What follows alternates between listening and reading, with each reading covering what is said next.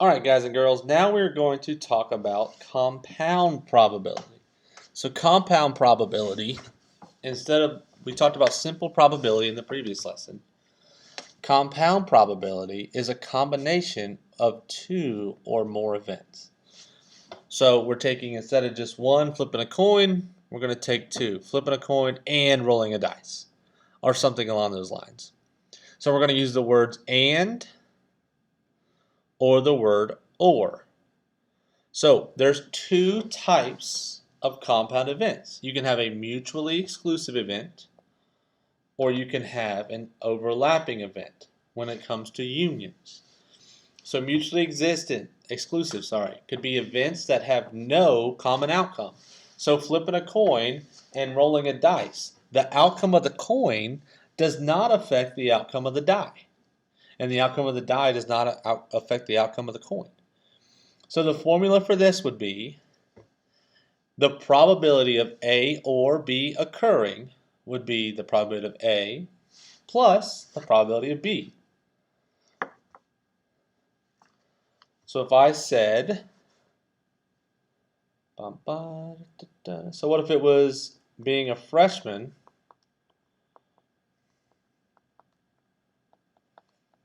or sophomore at Fellowship Christian? And now I don't know the exact number, so don't get too angry at me. But let's say the freshman class is 57 out of our 381 students. And the sophomore class we know to be smaller, so let's just say it is 44 out of 381 students. So the probability that you're in either the freshman class or the sophomore class, we're just going to add our numerators, and we get 101 out of 381. Obviously that number is not correct. I feel like there's a lot more sophomores and a lot more freshmen. Maybe I only got the freshman boys. But you get the idea. So that a probability that you are a freshman or a sophomore is 101 out of 381. And let's make sure that fraction doesn't reduce. We're good. When it comes to unions, they could also be overlapping.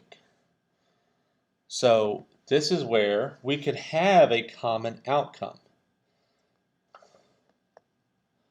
Events that have a common outcome.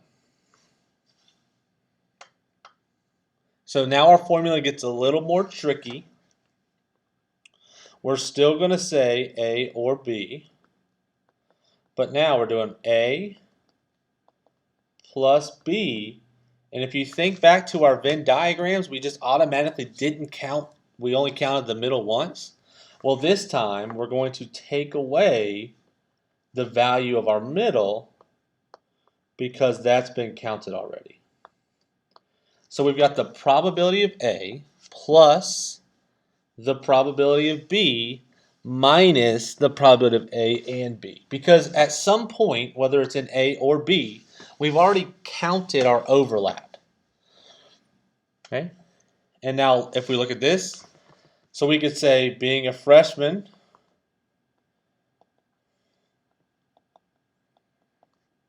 or a boy.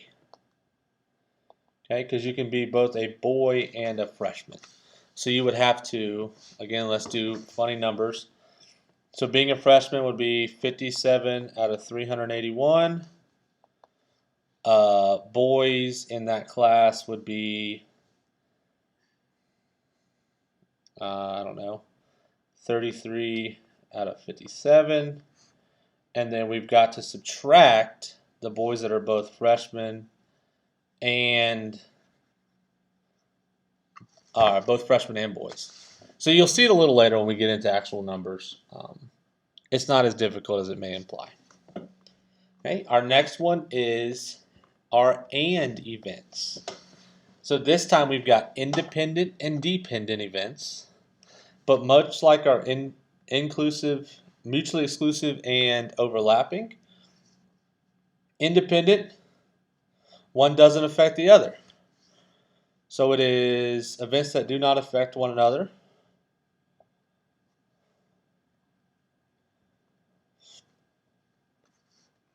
So if we had a formula for it,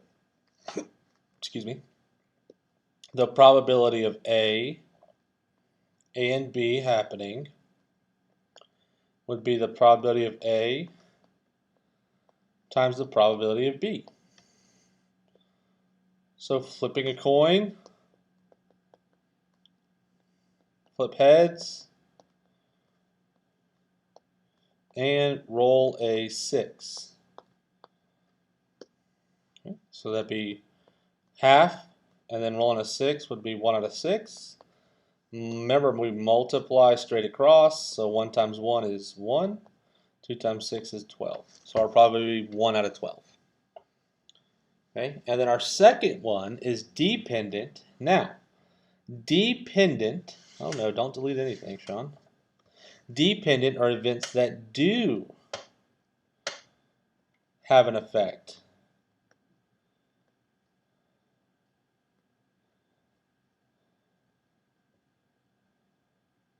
Okay, these are going to affect the outcome. So now we've got the probability of A and B is the probability of A times the probability of B, and then this tall bar right here, guys, another new term, means given. And what that says is, whoops, let's see if you can see it, is we did A. Now that we did A, what is the probability that B is going to happen? So you'll see it a lot with 2 cards. So say draw a king,